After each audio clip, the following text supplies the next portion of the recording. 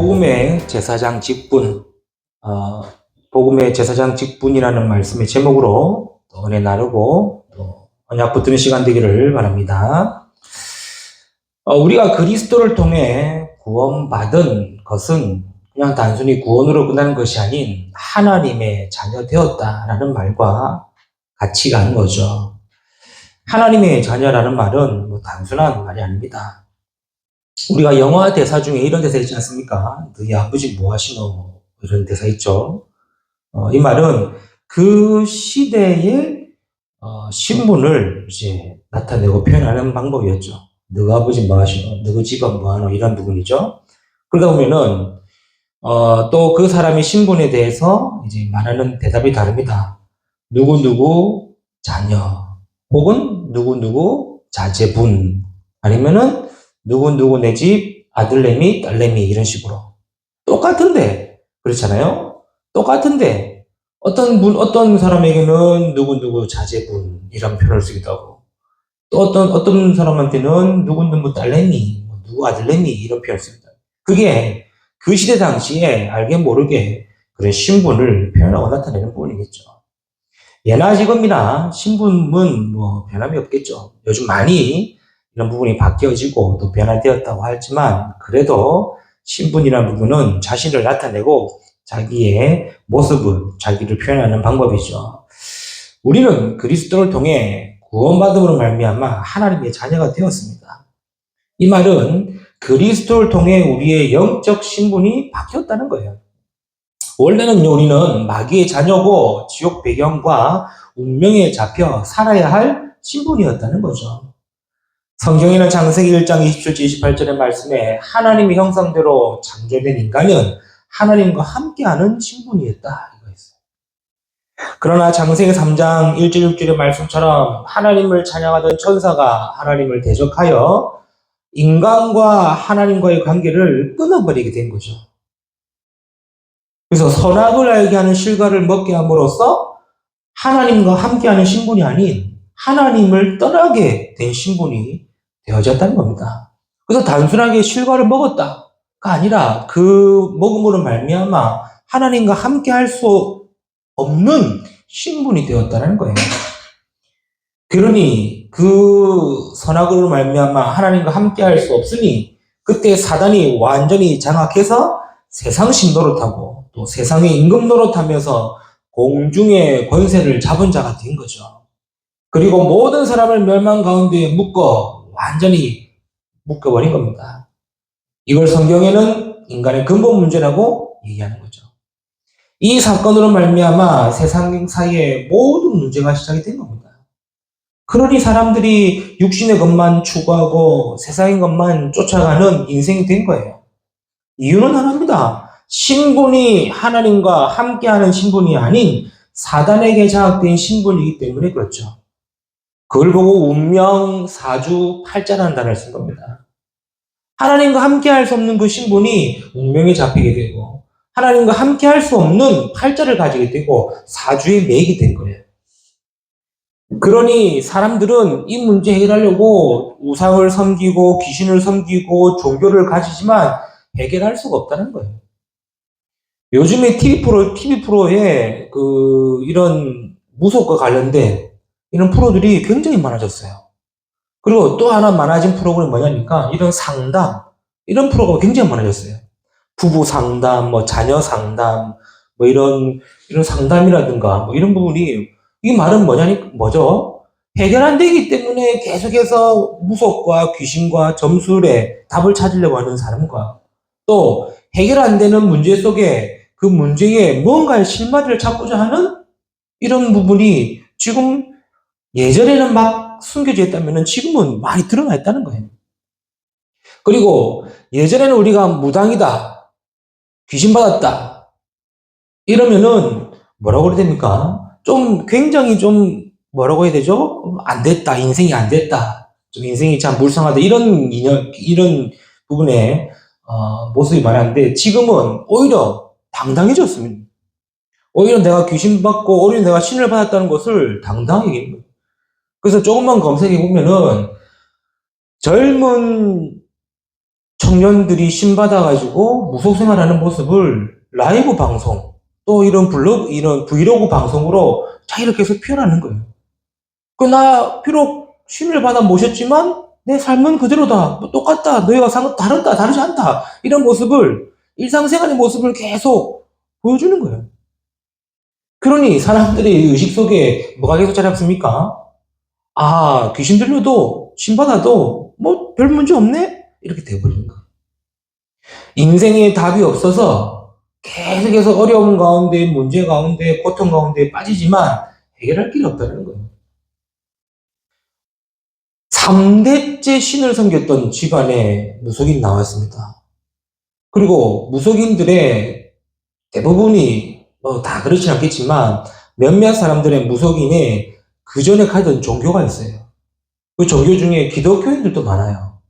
답이 없다는 거죠. 왜 그렇습니까? 하나님과 함께 할 수 없는 신분이기 때문에 그 신분을 사단이 운명으로 사로잡아서 완전히 장악하고 있기 때문에 해결 안 되는 거예요. 그래서 하나님이 이 문제의 답으로 약속하신 것이 성경의 구약의 메시아요 신약의 그리스도인 거예요. 하나님은 그리스도께서 하나님 떠난 문제를 하나님 만나는 길이 되셨고, 죄로 인한 저주와 재앙의 문제를 십자가의 피 흘림으로 말미암아 모든 죄를 대속하셨으며, 지옥의 배경과 사단의 운명에 잡힌 문제를 십자가에 죽으시고 부활하심으로 인하여 사단의 권세를 꺾으시고 완전한 자유와 해방의 길을 여신 겁니다. 그게 그리스도라는 거예요. 그래서 내가 그리스도를 믿었다? 그리스도를 영접했다? 이 말은 그냥 구원받았다가 아니라 우리의 영적인 신분이 완전히 바뀌고 하나님의 자녀가 되었다는 겁니다. 저와 여러분이 오늘도 예배드리고 교회 나오는 이유가 뭡니까? 신분 자체가 바뀌기 때문에 그렇습니다. 그렇죠? 우리의 영적인 신분이 우상 숭배하는 신분이 아니고 귀신 섬기는 신분이 아니고 제사 지내는 신분이 아니라 하나님을 만나고 하나님과 함께하는 하나님의 자녀의 신분이기 때문에 그래서 우리가 예배 자리에 나오고 하나님께 예배 드리는 거예요. 이거를 우리 성도님들이 진짜 알고 하나님 자녀의 신분을 날마다 누리는 자 되기를 축복합니다. 이건 단순한 말이 아니라고. 하나님의 자녀가 되었다는 말은 신분이 바뀐 것과 동시에 영적인 권세가 주어졌다는 말과 또 같은 거예요. 구원받은 것도 감사한데 영적인 신분이 바뀌었습니다. 운명 가운데 망할 수밖에 없는 신분인데 하나님의 자녀의 신분으로 바뀌어버렸어요. 신분이 바뀌니까 그 하나님 자녀의 권세까지 우리에게 주어졌다 이 말이에요. 하나님의 자녀라는 신분을 받으니까 그 하나님 자녀의 신분의 권세까지 우리에게 주어졌다는 거예요. 고린도전서 3장 16절에 너희는 하나님의 성전인 것과 하나님의 성령이 너희 안에 거하시는 것을 알지 못하느냐. 하나님이 성령으로 내 안에 계셔서 나의 구원과 하나님 자녀의 신분을 보증한다 이 말이에요. 세상 사람들은 모릅니다. 하나님의 자녀가 뭔지. 하나님의 자녀란 말은 구원받았다 이 말이에요. 하나님의 자녀라는 말은 영적인 신분이 바뀌었다는 말이에요. 하나님의 자녀라는 말은 죄와 저주, 사망 권세에서 해방되었다는 말이에요. 하나님의 자녀라는 말은 지옥과 운명과 사단의 권세에서 해방되었다는 말이에요. 증거가 뭐냐? 라고 말했을 때에 하나님이 하나님 자녀 된 증거를 주시려고 우리에게 성령을 보내셨단 말이에요. 그래서 내 안에 누가 계시냐?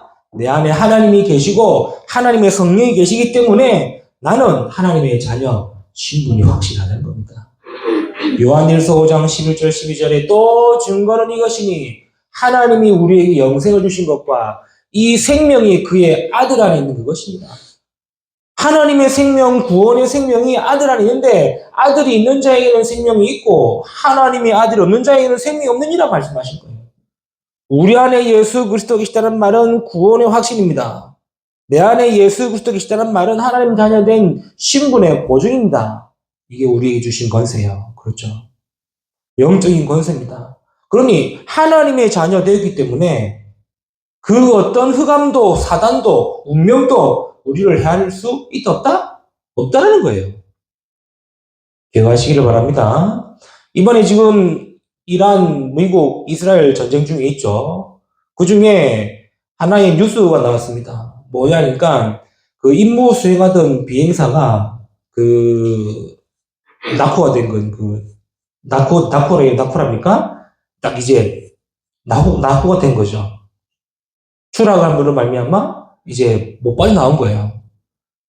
그러니 한 사람을 구하기 위해서 미국의 전문 군대를 수백 명을 보낸 겁니다. 이유는 하나입니다. 왠지 압니까? 미국이기 때문에 그래요.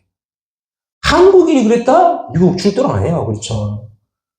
뭐 다른 나라 사람이 그렇게 뭐 고립되었다? 미국이 출동 안 해요. 그런데 미국이기 때문에 그렇죠? 미국 시민권이기 때문에 미국이란 나라가 움직인 겁니다. 그걸 보고 신분이라는 겁니다. 우리에게 하나님의 성령이 계시고 하나님의 자녀가 맞다면은 그 어떠한 흑암과 사단이 우리를 해할 수도 없다? 해할 수 없다는 거예요. 이게 우리에게 주신 최고의 권세입니다. 요한복음 14장 14절에 그리스도께서 우리에게 그 이름으로 기도할 때 하나님은 응답하신다고 약속하셨어요. 반대로 얘기합시다. 우리가 예수 그리스도 이름으로 기도할 수 있는 신분이라는 거죠. 불신자들이 예수님 이름으로 기도하면 응답될까 안 될까요? 스님이 내려와가지고 예수님 이름으로 기도하면 응답이 될까 안 될까요?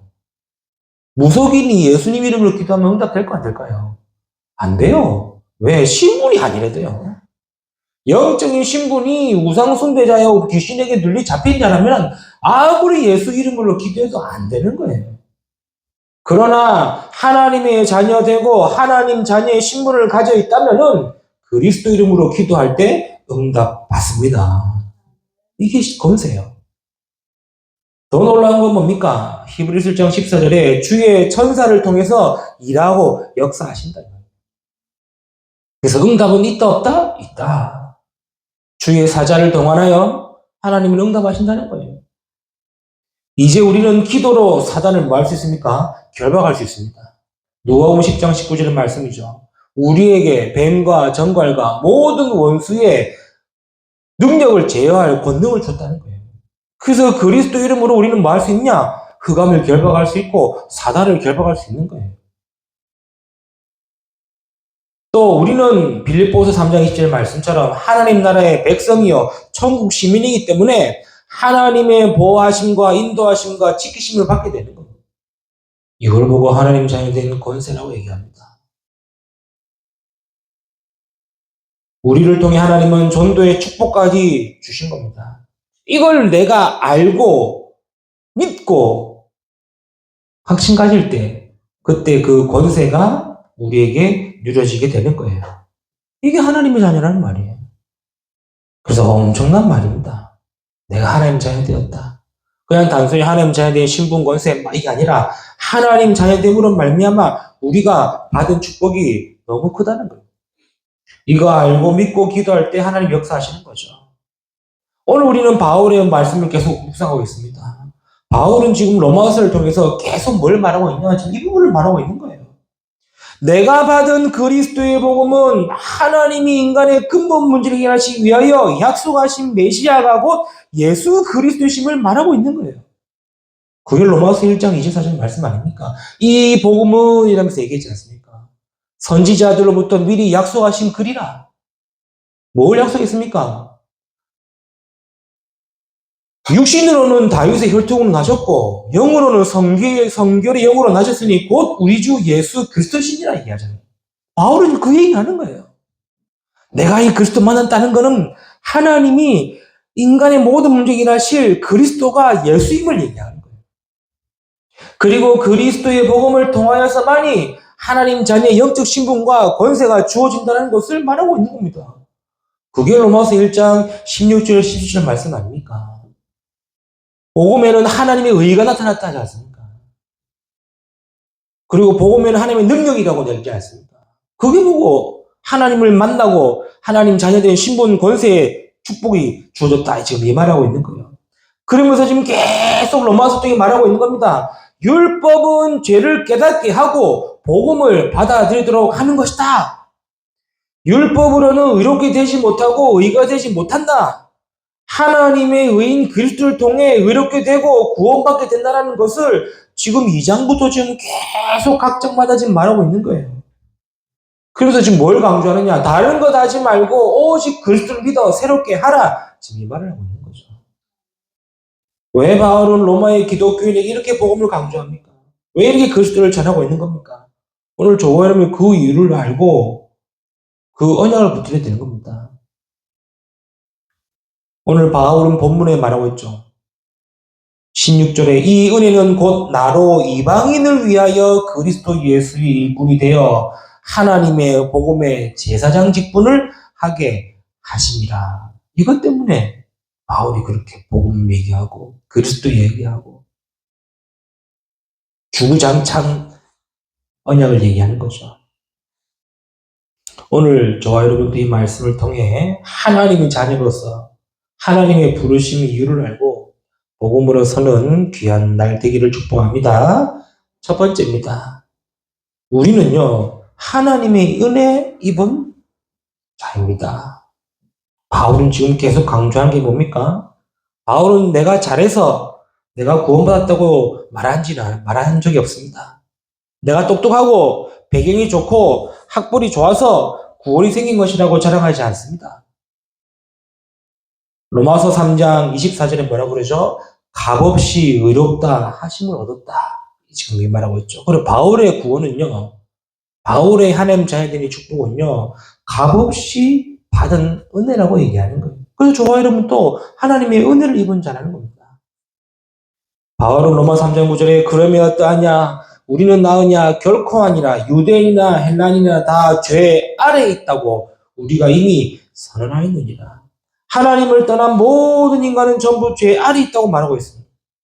그러면서 10절, 11절에 기록된 바 의인은 하나도 없고 깨닫는 자도 하나님을 찾는 자도 없다고 얘기했어요. 죄인이기 때문에 인간은 완전히 죽은 상태가 되어버린 거예요. 그래서 23절에 모든 사람이 죄를 범하여 하나님의 영광에 이르지 못한다고 얘기했어요. 즉, 죄 때문에 하나님 만날 수도 없고, 죄 때문에 하나님 찾을 수도 없고, 죄 때문에 하나님을 가까이 할 수도 없는 상태라는 거예요. 그런데 그리스도를 통해서 우리가 어떻게 되었냐? 하나님의 은혜로 값없이 의롭다 하심을 얻었다. 지금 그 얘기하고 있죠. 이것은 우리가 해결하지 못하는 근본의 문제를 그리스도께서 대속제물이 되어 죽으심으로 말미암아 우리의 죄가 용서받게 된 것이고 그리스도를 믿음으로 말미암아 의롭다함을 받았다. 이걸 바울은 얘기하고 있는 거예요. 저와 여러분이 구원받은 것, 하나님의 자녀가 된 것, 전적인 하나님의 은혜인 줄 믿으시길 바랍니다. 그걸 보고 값없이 얻었다 하심을, 값없이 의롭다 하심을 얻은 자라는 말이에요. 또 뭐라 그럽니까? 로마서 5장 1절 2절에 바울은요, 그러므로 우리가 믿음으로 의롭다 하심을 받았으니 우리 주 예수 그리스도로 말미암아 하나님과 화평을 누리자. 또한 그로 말미암아 우리가 믿음으로 서 있는 이 은혜에 들어감을 얻었으며 하나님의 영광을 바라고 즐거워하느니라. 우리는요, 은혜를 입은 자뿐만 아니라 믿음으로 은혜 속에 있는 자라는 말이에요. 은혜 받은 것도 감사한데 우리가 그 은혜 속에 있는 자란 말이에요. 이거는 똑같은 의미이지만 다릅니다. 은혜를 받은 것과 그 은혜 속에 있다는 말은 어마어마한 차이죠. 우리가 구원받은 것, 하나님의 자녀가 된 것, 값없이 의롭다 하심을 얻은 은혜로 받았다지만 우리는 뭡니까? 믿음으로 말미암아 그 은혜 속에 있게 되었다. 얼마나 감사합니까? 그리스도를 믿음으로 은혜 받은 자가 되고 은혜 속에 있게 된 것이죠. 지금 내가 믿고 싶어서 믿고 은혜 속에 있고 싶다고 해서 된 것이 아니라 하나님의 은혜 주심으로 말미암아 믿음으로 은혜 안에 있게 되었다. 저 여러분이 하나님 은혜 입은 자란 말은 뭔 말입니까? 내가 은혜 받고 은혜 속에 있다는 거죠. 이걸 바울은 사도행전 2장 14절에 뭐라고 그러죠? 은혜의 복음이다 그랬어요. 내가 받은 거는 은혜의 복음이다. 그래서 저와 여러분도 바울이 전한 이 은혜의 복음을 받은 자가 된 것입니다. 쉽게 말하면 저와 여러분도 이방인이에요. 그렇죠? 이스라엘의 제도로 보면은 저와 여러분도 이방인이에요. 안 그렇겠습니까? 유대인들, 히브리 지파, 유대인들만 선민이고, 우리도 이방인이에요. 우리가 받은 복음은 뭐냐? 바울이 전한 복음 아닙니까? 바울이 전한 복음을 통해 우리가 지금 그 복음 안에 은혜 속에, 은혜 가운데 있는 것이죠. 오늘 우리가 이 부분을 다시 회복되는 날 되기를 축복합니다. 하나님의 은혜 속에 입은 자, 하나님의 은혜에 입은 자. 두 번째입니다. 우리는요, 그리스도 예수의 일꾼으로 부름받은 자입니다. 그리스도 예수의 일꾼으로 부름받은 자라는 거예요. 바울은 단순히 은혜 받고 구원받고 끝난 것이 아닙니다. 내가 이 귀한 복음을 은혜로 받고 구원의 축복을 받은 이유는 그리스도 예수의 일꾼으로 부르셨음을 발견한 거예요. 그래서 바울은 아직 로마에 가지도 못했지만 로마의 기독교인들 위해 편지를 쓰면서 가고자 했은 거죠. 저와 여러분도 이 부분을 알아야 됩니다. 내게 먼저 은혜 주시고 은혜로 말미암아 구원을 주신 것은 그리스도 예수의 일꾼으로 부르셨기 때문입니다. 그렇죠? 그래서 우리는 어릴 적부터 태어날 때부터 교회 다니는 우리 렘넌트들은 알아야 돼요. 그냥 단순하게 내가 교회에 나오고 어릴 적부터 교회 다녔기 때문에 교회에 나오고 아니에요. 하나님이 여러분을 창세전부터 은혜 주시기로 작정하고 은혜 속에 여러분을 부르셨다는 거예요. 그리고 여러분을 하나님은 그리스도 예수의 일꾼으로 부르셨다는 거예요. 이게 우리 성도님들에게 정확하게 언약으로 붙들려져야 되는 거예요. 안 그러면은 그냥 은혜대로 뭐 사는 거 사는 대로 뭐 되면 되는 대로 아니면 안 되는 대로 그런 인생 사는 것이 아닌 하나님의 정확한 언약 속에 응답받는 자 되어져야 되겠죠. 그리스도 예수의 일꾼 누구이며 어떤 자입니까? 많이 있겠지만 기억해야 될 겁니다. 먼저 복음 지키는 자가 그리스도 예수의 일꾼이다. 우리가 그리스도 예수의 일꾼이라고 해서 진짜 일만 하는 일꾼으로만 생각하면 안 돼요. 그렇죠? 일만 하는 일꾼으로만 생각하면 안 돼요. 복음을 지키는 자의 모습이어야 합니다. 하나님은 시대마다 복음이 사라지고 희미해질 때마다 복음 지키는 자들을 부르시고 남기셨습니다. 그게 성경에 대표되는 렘넌트 7명 아닙니까? 그게 성경에 대표되는 히브리서 11장의 믿음의 사람들 아닙니까? 다른 것 아닙니다. 복음이 사라지지 않도록 복음 지켰다는 거예요. 복음이 희미해지지 않도록 복음 지켰다는 거예요. 복음이 다른 것과 섞이지 않도록 복음 지켰다는 거예요. 그래서 하나님은 우리를 먼저 구원하시고 하나님의 자녀 삼으신 이유는 뭐죠? 복음을 지키라고 우리를 그리스도 예수의 일꾼으로 부르셨다. 그게 그리스도 예수의 일꾼이에요. 바울은 로마 교인들에게 그리스도의 복음만 말하고 있습니다. 그것은 안 합니다. 복음 지키라는 거예요. 그렇죠. 왠지 압니까? 종교가 우상으로 전락하고 우상으로 그 지역에 흑암이 돼버린 거예요. 완전히 바뀝니다. 아니 똑같은데 지역마다 그 지역마다 종교가 우상화되고 우상화가 완전히 흑암이 되어버린 거예요. 복음 지키는 저와 여러분 되기를 바랍니다. 하나님 이것 때문에 우리를 먼저 부르시고 우리를 그리스도 예수의 일꾼으로 부르셨다 이 말이에요. 두 번째 뭐겠습니까? 교회 지키는 자입니다. 시대가 영적으로 어둠과 캄캄함에 덮여 있습니다. 아까도 얘기했지만 미디어의 발달로 귀신, 종교, 우상의 흑암 문화가 완전히 장악해 버렸습니다. 심지어 많은 매체들은 교회의 밝은 모습보다 그렇죠? 늘 문제된 모습, 이런 사건, 잘못된 부분만 지금 보도하고 있어요. 지금. 그러니 교회는 줄고 교인도 줄고 대부분의 교회도 미자립이고 성도들 역시 힘이 없고 가난한 성도들은 늘어나만 가고 있습니다. 교회 지키라고 저와 여러분을 부르신 줄 믿습니다. 그렇죠? 교회는 누굽니까? 교회는 뭡니까? 복음 전하는 것이요. 복음으로 힘을 얻고 회복하는 것이요. 바울은 그래서 가는 곳마다 교회를 세우고 성도를 세운 겁니다. 왜? 그리스도 예수의 일꾼으로 부르신 거기 때문에. 또 뭡니까? 또 다른 그리스도 예수의 일꾼을 세우는 자. 이걸 위해 우리를 부르셨다. 그걸 보고 제자라고 그러죠. 복음 지키고 교회 지키는 지속할 수 있는 방법은 뭐냐? 또 다른 그리스도 예수의 일꾼을 세우는 겁니다. 그래서 제자를 세우고 제자를 찾은 거죠. 제자는 복음으로 남는 자입니다. 그리고 이어가는 자입니다. 그래서 우리를 제자를 세우고 제자를 찾으라고 우리를 먼저 부르셨다. 이거 우리가 알아야 돼요. 그냥 주일날 예배 나오고 교회 다니고 그렇게 우리가 신앙생활하면 안 돼요. 그렇죠. 하나님이 나를 부르신 이유, 하나님 나에게 먼저 복음 주시고 내주신 이유 알아야 되는 거예요. 우리를 그리스도 예수의 일꾼으로. 세 번째 뭡니까? 복음의 제사장 직분을 주시려고. 바울은 말하고 있습니다. 자신의 직분은 복음의 제사장 직분이라고 말하고 있습니다. 이것은 다메섹에서 그리스도를 만남으로 그때 받은 건 아닙니까? 사도행전 9장 15절에 내 이름을 이방인과 임금들과 이스라엘 자손들에게 전하기 위해 택한 나의 그릇이라. 바울은 처음부터 하나님이 쓰시는 그릇으로 불렀습니다. 저와 여러분도 마찬가지예요. 하나님이 우리도 하나님이 쓰시는 그릇으로 부르셨다는 거예요. 그 아는 걸 보고 천명이라는 단어를 쓰죠. 천명이라는 단어는 세상 사람도 씁니다. 하늘의 명이라는 뜻이 아닙니까?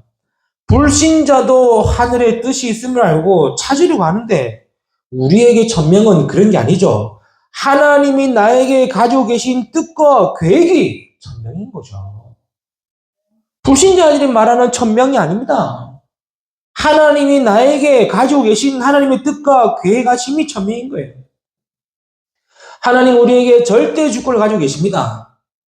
예수님께서도 직접 말씀했지 않습니까? 마태복음 6장 26절 30절에 공중에 나는 새들도 하나님이 기르시다. 오늘 아궁이에 들어가는 들풀도 하나님이 입히신다. 하물며 너희들이라. 하나님의 은혜 입은 자로 구원받아 하나님 자녀된 우리가 하나님의 그리스도 예수의 일꾼으로 부름받은 우리가 아무렇게나 살기 원하실까? 아니라는 거죠.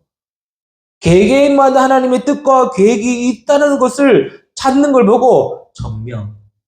그게 복음의 제사장 직분을 갖는 거예요. 그리고 하나님의 뜻하심과 계획하심 속에서 나의 할 일이 있음을 찾는 걸 보고 그걸 보고 사명이라고 합니다. 이 사명이라는 단어는 세상 사람들 쓰는 말 아닙니까? 우리에게 적용되는 사명은 나를 위한 것이 아닌 하나님 위한 것입니다. 하나님의 뜻을 이루기 위하며 하나님의 계획을 이루기 위한 나의 일을 찾는 걸 보고 사명이라고 합니다. 사람들이 말하는 내가 해야 되고 내가 이루어야 되고 내가 성취해야 되는 사명이 아니라 하나님이 나를 통해 나에게 가지고 계신 하나님의 뜻과 계획을 이루어 나가는 것을 보고 사명이라는 거예요. 그 속에서 나의 할 일을 찾는 것이죠. 그러면 이 모든 것을 위해 하나님이 나를 부르셨다는 것 아는 걸 보고 소명이라는 겁니다. 소명은 부르셨다는 뜻 아닙니까? 내가 이 가정에 태어난 것, 지금 이 학교 다니는 것, 교회 다니는 것, 이 모든 것은 하나님이 하나님의 뜻과 계획을 이루시기 위해 나를 부르셨다. 그거 아는 걸 보고 소명이라는 거예요. 이 세 가지를 알 때에 내게 이 복음의 제사장 직분이 있구나 알게 되는 거예요. 우리 보고 맨날 첫날 복음의 제사장 직분 가졌습니다. 여러분은 하나님 자녀입니다. 렘넌트입니다. 파수꾼입니다. 막내입니다. 얘기해도 나에게 그 은혜가 없으면 없대도요. 내가 그 일을 위해 그리스도 예수의 일꾼이구나 찾지 못하면 없대도요. 아무리 천명, 사명, 소명 얘기해도 내가 그 속에서 이 직분을 찾지 못하면 모른대도요. 그런데 희한하죠. 대부분 성도들이 다 그렇게 교회 다녀요. 대부분 성도들이 그냥 주일날만 예배드리고 주일날만 말씀 받고 주일날만 교회 가고 그래 놓고는 신앙생활 한다, 믿음생활 한다라고 하는데 아닙니다. 그렇게 해서는 결코 세상을 살릴 수 없고 치유할 수 없게 되는 겁니다. 말씀 맺겠습니다. 오늘 바울의 이 애통한 마음과 간절한 마음을 한번 헤아려 보기를 바랍니다. 우리가 로마서를 지금 쭉 봤지 않습니까? 바울이 왜 그렇게 그토록 막 강조하고 이야기하고 메시지를 줬을까요? 지금 바울은 로마에 한 번도 안 갔어요. 이 로마서를 기록한 시대는 바울이 로마를 안 갔어요. 예루살렘의 마가다락방 예배 때 성령의 임재하심과 그 역사와 그 능력에 힘입어 그때 받았던 복음 받았던 남은 자들이 로마에서 모여지기 시작한 거예요. 그 소식을 듣고 바울은 로마에 가고자 애썼어요. 그런데 못 갔어요. 왜? 하나님 막으셨겠죠. 성경을 찾아보면 알겠지만 로마로 가고자 애썼으나 못 갔어요. 그런데도 불구하고 바울은 로마에 계속 이 복음을 얘기하고 그리스도를 얘기하는 겁니다. 이유가 뭘까요? 그냥 단순히 바울이 로마에 성공하고자 했을까? 아니지 않습니까? 하나님이 바울에게 주셨던 언약과 계획하심과 뜻을 천명으로 발견했고 내가 로마도 가야 될 그 이유를 사명으로 잡았고 로마가 아니면 안 된다는 소명 속에 있었기 때문에 그래서 한 번도 가보지 못했던 로마의 기독교인에게 로마서를 기록하면서 계속 강조하고 얘기하고 메시지한 겁니다. 뭘 말입니까? 우리가 그리스도의 은혜로 말미암아 구원받은 하나님의 자녀가 아니겠냐? 너희가 그 은혜 속에 부르심을 받았기 때문에 그 은혜 속에 있는 자 아니냐? 단순하게 은혜 받았다고 구원받았다가 아니라 그리스도 예수의 일꾼으로 복음 지키고 교회 지키고 이 복음 운동 지속할 수 있도록 제자를 세우라고 하지 않느냐. 이것이 나를 위해 하나님이 내게 주셨던 복음의 제사장 직분을 아니겠냐. 지금 그 얘기하고 있지 않습니까? 다음 주는 이제 로마서 마지막입니다. 그래서 로마서 16장에 우리가 잘 아는 이 중요한 제자들과 일꾼들과 또 이 언약이 전달되어지는 마지막 부분이 있는 거죠. 우리가 그냥 단순하게 성경을 읽고 배우고 말씀 받고가 아닙니다. 그때 당시 지금보다 더 어려웠던 시절, 지금보다 더 힘들었던 그 시절에도 복음을 지키는 자가 있었고 교회를 지키는 자가 있었고 복음을 세우는 자가 있었고 제자를 세우려 했던 그 바울과 그 팀들이 어떻게 우리가 그 시대를 살렸는지 우리가 그 언약을 붙들고 지금 이 시대를 살리는 그 언약 속에 있어야 되지 않겠습니까? 그래서 우리는 뭐 하는 자냐? 기억해야 됩니다. 하나님의 은혜의 번자로 은혜 속에 있구나. 그리고 그리스도 예수의 일꾼으로 복음 지키고 교회 지키고 제자 세우는 것이구나. 이 일을 위해 내가 하나님이 주신 전명과 소명과 사명을 발견한 복음의 제사장 직분을 감당하는 거구나. 자, 이렇게 우리가 또 한 주간의 말씀을 붙들고 인도가 해야 되겠죠. 믿음으로 승리하는 저와 여러분 되시기를 주님의 이름으로 축복합니다. 기도합니다. 하나님 감사합니다. 오늘 우리에게 말씀 주시고 은혜 주시고 또 이렇게 언약을 붙들게 하신 건 너무나 감사를 드립니다. 우리를 복음의 제사장 직분으로 부르셨사오니 우리가 이 언약을 가지고 이번 한 주간도 믿음으로 승리하며 인도받는 모든 성도 되도록 축복하옵소서. 감사하며 우리 주 예수 그리스도 이름으로 기도드립나이다. 아멘.